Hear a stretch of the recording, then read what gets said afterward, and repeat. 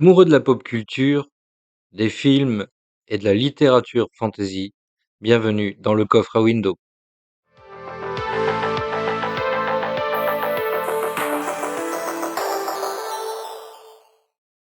Et qu'allons-nous découvrir dans ce 5e épisode dans le coffre à Windows? Eh bien, nous allons parler d'un auteur, Robert E. Howard.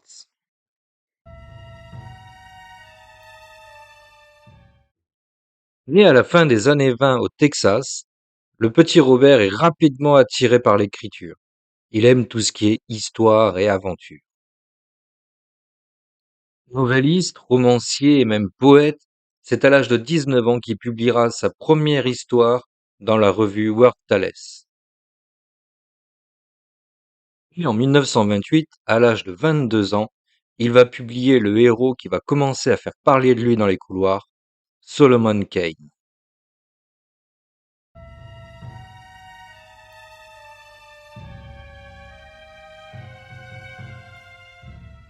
Mais son talent ne sera réellement reconnu qu'en 1930 quand il sortira Les Rois de la Nuit et l'Homme Noir.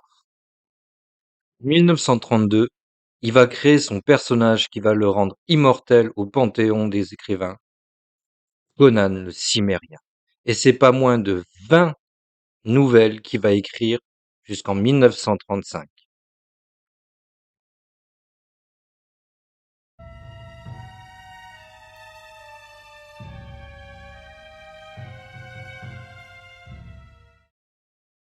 Fort de son succès et son style d'écriture, Howard devient l'un des pères fondateurs de la fantasy avec Tolkien et Lovecraft. H.P. Lovecraft, avec lequel il entretiendra une correspondance jusqu'en 1936, jusqu'à sa mort prématurée à l'âge de 30 ans. Au fil des décennies qui suivront, toute son œuvre sera adaptée, soit en BD, soit en film, en série, en jeu vidéo, en jeu de plateforme, en jeu de rôle.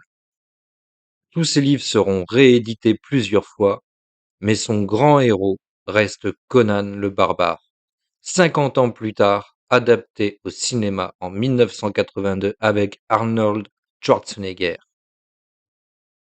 Pour moi, ce film reste encore aujourd'hui un chef-d'œuvre. La façon dont c'est filmé, l'ambiance, la noirceur, le côté steppe et le barbare solitaire. Alors, on le voit au départ en pagne, ce mec bourré de muscles, stéréotypé, mais ça c'est typique de l'époque, c'est une image qu'on lui a donnée, parce que dans les livres il est pas tout à fait comme ça. Par contre, c'est un film vraiment réussi, c'est un bel hommage à Howard, et puis il y a une musique, la BO, elle est juste fantastique, et à ce jour ça reste une des meilleures BO que j'ai entendues. Elle a été composée par Basil Poledouris, et vraiment, je vous laisse écouter parce que ça plonge vraiment dans l'univers du barbare.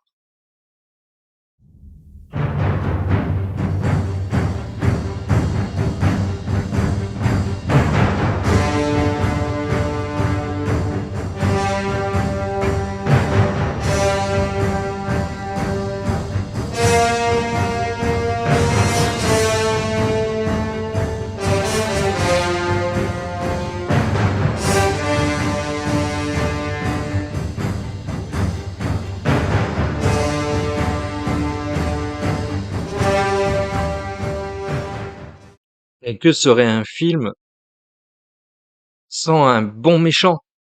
Et là, franchement, dans Conan, on a l'une des meilleures interprétations qui soit par James Earl Jones, qui joue un méchant, mais tellement posé au bon endroit. Je veux dire, il a ce regard, cette façon d'envoûter les gens. Il joue Tol Sadoum, un homme magicien qui est capable de se transformer en serpent et d'une cruauté sans pareil. Et vraiment, l'interprétation de James Earl, elle est juste énorme. Et je pense que aucun autre euh, acteur aurait pu faire le même job. En 1984 sort une suite, Conan le Destructeur. Et là, malheureusement, ça n'a pas la force du premier. Le premier est tellement exceptionnel que le deuxième passe presque pour une daube à côté. Alors, il y a des trucs franchement sympas dedans. Par exemple, on revoit Conan en train de pleurer Valérian, qu'il a perdu dans le premier film. Ça, c'est intéressant. Euh, mais à côté de ça, eh ben, on a des acteurs qui font pas un grand effort. On a de l'humour et ça, ça prouve qu'on arrive vraiment, qu'on a dépassé le début des années 80 et qu'il y a 4 années qui se sont passées. Et malheureusement, ce petit voleur qui est avec Conan et qui fait des blagues un peu bof bof, c'est pas terrible. La musique de Basil Poledouris est toujours présente. Ce n'est plus du tout la même, mais il y a encore quelque chose de barbare dans cette musique. Et puis malheureusement, eh ben, on a des méchants qui valent pas vraiment la peine. On a une reine qui n'est pas intéressante, une princesse qui fait un peu, comment dire, elle a pas de charisme en fait cette princesse, pas du tout. Et puis on a Dagoth. Alors Dagoth, à la fin du film, on se dit waouh, quand on voit la statue de Dagoth, on se dit ça va être un super méchant. Il va avoir de la classe. Et puis finalement, eh ben on se retrouve avec un Dagoth dégueulasse avec une corne sur la tête, des palmes à la place des mains, des yeux, ces deux billes jaunes. C'est un peu décevant. J'ai presque envie de dire que Tot Amon, le sorcier, dans sa tour de cristal, est plus intéressant en méchant que le boss final finalement. Enfin, déjà quand on le voit sans être transformé, Totamon, il a vraiment de la gueule. Une barbe, un œil dégueulasse. Enfin, t'as vraiment pas envie de le rencontrer. Et puis alors quand il se transforme en monstre, bah là, franchement, ça claque, ça claque. Vraiment, on voit qu'il y a eu du travail de maquillage. Le combat est un peu naze, ok, mais franchement, le méchant en lui-même est sympa.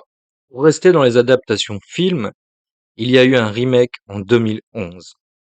Et là, je pense que c'était la pire chose à faire parce que tout le monde avait un souvenir de Conan le Barbare avec Arnold Schwarzenegger qui a été encore bien présent parce que ce film est devenu mythique. Le problème avec le remake de 2011, ce n'est pas tant Jason Momoa, ce n'est pas tant les décors ou les effets spéciaux. Non, c'est pas du tout ça. Le problème, c'est Kalar Zim avec Stephen Lang. Il y a une histoire. Le début du film est excellent. Vraiment, ce gamin qui court à travers la forêt avec son œuf dans la bouche pour passer des examens, qui est, on va dire, le surdoué du clan. Le père qui meurt brûlé, lui qui devient un rebelle, qui arrive à survivre malgré les difficultés de l'époque. Euh, tout ça, jusque-là, c'est très bien. On a une vilaine sorcière qui a un super maquillage, ça c'est excellent. Et par contre, on a Stephen Lang qui, malgré le fait qu'il soit un bon acteur, et ben là, a un rôle qui a mal été écrit. En fait, le scénario, et ben, à un moment donné, il tombe un peu à l'eau. Et ça, c'est franchement dommage parce que quand on a lu Conan le Barbare en livre, eh ben, on se rend compte que ils ont su faire les décors, les bateaux, parce que ça, c'est un truc, quand on voit les bateaux arriver avec les voiles carrées, les bateaux de pirates, ça, c'est génial. Ils ont réussi à mettre de l'ambiance. Les paysages sont magnifiques, on s'y retrouve. Mais par contre, les méchants, ça sent un peu la bouse quand même. Vraiment. Et pourtant, il y a des scènes que j'ai adorées, hein, quand il coupe le nez, qu'il passe le doigt à l'intérieur du nez. Ça, franchement, il y a des trucs, c'est vraiment génial. Les Hommes de Sable, ça c'est excellent. Et vraiment, moi, je tire mon chapeau à ce film pour les décors et pour certaines scènes qui sont vraiment très bien et qui donnent vraiment l'ambiance à Conan, que ce soit une ambiance de Conan Exil ou des livres, vraiment, on est vraiment, vraiment dedans. Et ça, c'est super. Mais en dehors de ça, eh ben, c'est dommage parce que ça floppe complètement à la sortie du film. Et Jason Momoa y est pour pas grand-chose parce qu'en fait, quand on lit le livre, eh ben Jason Momoa, il se rapproche très près de ce qu'est Conan dans les récits. Pour en finir avec Conan et ses nombreuses adaptations, que ce soit en jeux vidéo, jeux de rôle, jeux de plateau, il faut quand même parler de deux petites adaptations qui ont été faites et qui, je pense, très peu de gens s'en souviennent. Il y a eu Conan l'Aventurier en 65 épisodes, le premier épisode a été diffusé le jour de mon anniversaire, le 24 juin 1996 au Club Dorothée. Et que dire de ce dessin animé sinon que bah c'est vraiment fait pour les enfants quoi. Euh, on a une histoire qui n'a pas grand-chose à voir avec les livres. Je dirais même que ça n'a absolument rien à voir. Là, on parle de fer magique tombé, forgé à partir d'une météorite, des méchants qui se transforment en serpents, euh, des gentils du clan de Conan qui sont transformés en pierre, en hommes de pierre, il doit les sauver, machin. Et ben ça dure sur 65 épisodes et à la fin, bah ils sont pas tous redevenus humains. Il y aura une petite suite qui sera diffusée qu'aux États-Unis, malheureusement. Enfin, malheureusement, ou pas. En tout cas, je me souviens de ce dessin animé parce que bah c'était un peu l'époque à laquelle je regardais le Club Dorothée, donc forcément. Et moi, j'avais déjà vu à cette époque-là Conan le Barbare, mais en tant qu'enfant, quand j'ai regardé Conan l'Aventurier, je me rendais pas compte à quel point on était très loin de ce qu'était Conan en fait, parce que là, Conan c'est quand même un barbare solitaire qui ne fait confiance à personne, qui est vraiment, il va frapper plutôt que discuter. Vraiment, c'est beaucoup plus son style, c'est un barbare quoi. Et là, dans Conan l'Aventurier, en fait, ils ont enlevé tout ça. Ils lui ont mis un côté romanesque, bavard, presque gentil et doux. Et ça, en fait, quand on est adulte et qu'on le regarde, on se dit, ouh là là, on est quand même très loin de ce qui est réellement Conan. Conan, c'est aussi Conan, la série télévisée. Et ça, bah, sorti en 1997, c'est 22 épisodes de 43 minutes. Et puis je pense que vous comprendrez mieux après que je vous ai mis le générique. Regardez comment il saute de la falaise, déjà, et ça veut déjà tout dire de ce que va être la série.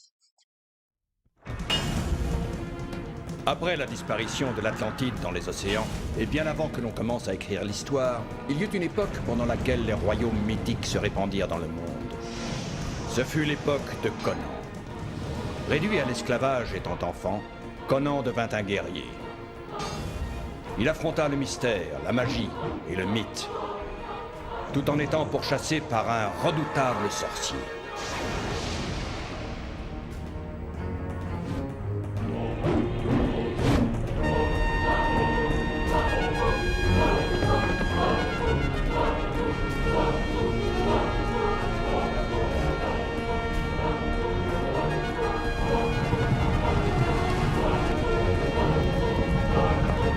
Son destin fut de libérer les opprimés et de devenir roi par la seule force de ses muscles. Conan. Robert E. Howard n'est pas seulement Conan, bien évidemment. C'est aussi des personnages comme Sonia la Rouge. Et Sonia la Rouge, eh ben, elle a connu aussi une adaptation. Et malheureusement, bah, ça n'a pas été à la hauteur. Donc, sorti en 1996, nous avons eu le droit à Calidor. Et Calidor, ben, en fait, c'est Conan. C'est très mal adapté. Très, très mal adapté. Et c'est vraiment dommage parce qu'on aurait pu avoir un troisième Conan le Barbare avec Sonia la Rouge. Comme dans les textes, Conan et Sonia la Rouge. Et malheureusement, pour des droits d'auteur, eh ben, on a eu le droit à un Calidor avec un roi naze, que dire de plus? Et puis, bah, une Sonia qui est bien foutue, ça on est d'accord, mais son rôle est pas assez développé, malheureusement. Et ben ça se ressent. Et pourtant, Sonia, c'est une héroïne à la base. Ils auraient dû appeler ça Sonia la Rouge plutôt que Calidor. Calidor, c'est n'importe quoi. Ou alors appeler ça Conan et Sonia. Là, on aurait été content. Et encore, parce que les effets spéciaux sont très mal faits, les cascades sont pourries. Mais bon, allez, je vous laisse regarder la bande-annonce parce que je voulais trouver et ça, c'est cadeau.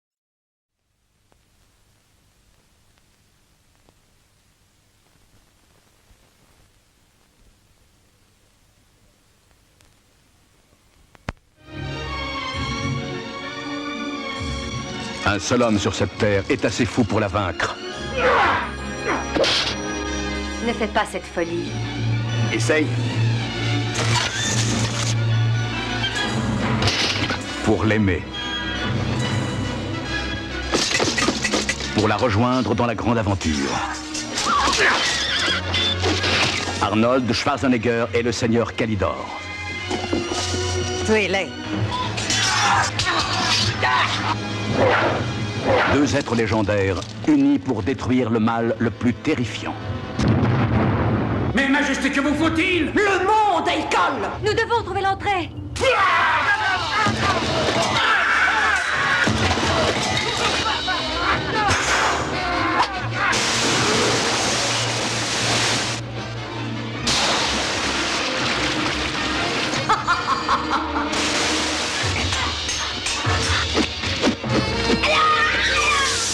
Votre Altesse a des dons évidents.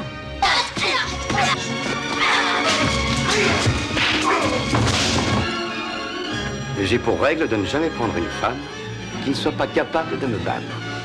Arnold Schwarzenegger, Calidor.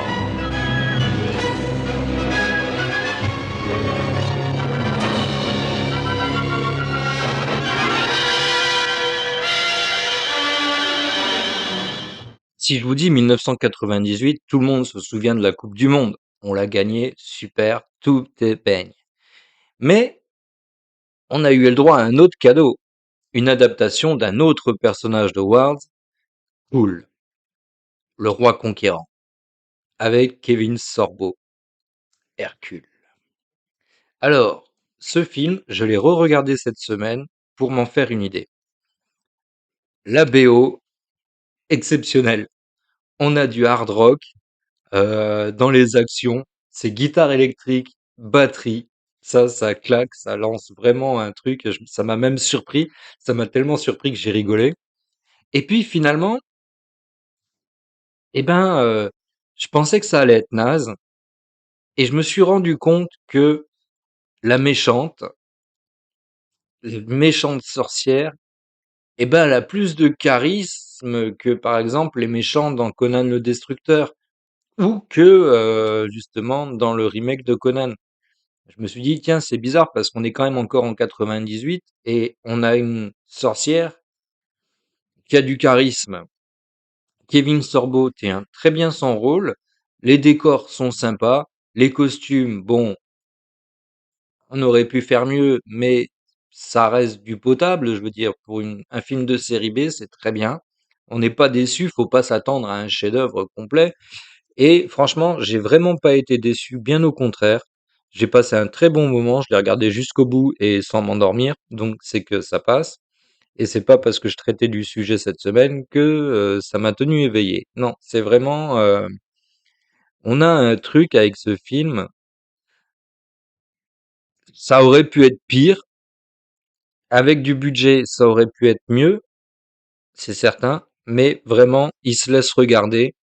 Et je conseille, si vous avez un dimanche après-midi que vous savez pas quoi regarder, regardez Cool le Conquérant parce que vraiment, je pense qu'on est dans l'univers d'Howard complètement et que celui qui a réalisé le film, il a tout à fait compris ce que voulait écrire Howard à l'époque. Et puis, on a eu en 2009 Solomon Kane. C'était sombre, c'était excellent. Et ceux qui n'ont pas aimé le film n'ont pas connu le personnage. Comme la plupart des gens, on regarde un film sans savoir que c'est tiré d'un livre, d'un auteur, ou que le personnage a déjà presque 50 ans, ou 60 ans. Et Solomon Kane, c'est ça. Je pense que la plupart des gens n'ont pas compris le personnage, parce qu'ils ne connaissent pas l'œuvre d'Howard. Il faut savoir que Solomon Kane, ça a quand même été le personnage qui, dans les couloirs, a fait parler d'Howard. Et donc, c'est l'un de ses personnages les plus importants finalement, presque plus important que Conan, parce que s'il n'avait pas écrit Solomon Kane, il n'aurait pas eu un énorme succès avec Conan. Et je pense que l'adaptation de 2009, ben finalement, quand on le re-regarde, on se dit, waouh, c'est bien écrit, c'est sombre, c'est bien filmé, les acteurs sont pas si mauvais que ça finalement. Et puis, on a des méchants, qui sont cool, en fait, qui sont vraiment ténébreux et ça, c'est super. Donc Solomon Kane qui a eu un succès assez mitigé à sa sortie, et ben, en fait, c'est un très bon film, mais pour ça, faut connaître les œuvres d'Howard. Avec Howard, faut bien se rendre compte d'une chose, c'est que c'est 10 ans d'écriture. Un peu plus, si on compte les œuvres qui n'ont pas été publiées, ses essais, ses poésies, mais en gros, c'est 10 ans d'écriture. 10 ans qui vont rester, bah, dans l'histoire, qui vont le propulser, même après sa mort. Au niveau de Tolkien et Lovecraft, c'est énorme, parce que Tolkien a eu une longue vie. Il a écrit pendant toute sa vie, et Howard, c'est seulement 10 ans. 10 ans. Et il est le créateur de l'heroic fantasy. Donc c'est un des pères fondateurs de la fantasy. Et tous les héros qu'on voit dans la fantasy d'aujourd'hui sont inspirés par cet homme. Il a créé ce style. Et vraiment, eh ben, de 19 ans à 30 ans, jusqu'à ce qu'il se tire une balle dans la tête, qu'il se suicide, eh ben, je trouve que son œuvre, elle est colossale. Et ce que j'aime quand je lis Conan, c'est toutes les descriptions qu'il y a dedans. Il y a mis du cœur. Il s'est essayé à plusieurs autres choses, hein. Il a écrit sur les cow-boys, sur les boxeurs, mais vraiment, là où ça a été le maître, c'est dans la fantaisie. Alors j'espère que cet épisode vous aura plu. Nous nous retrouvons la semaine prochaine dans le coffre à window et en attendant, je vous souhaite une très bonne semaine.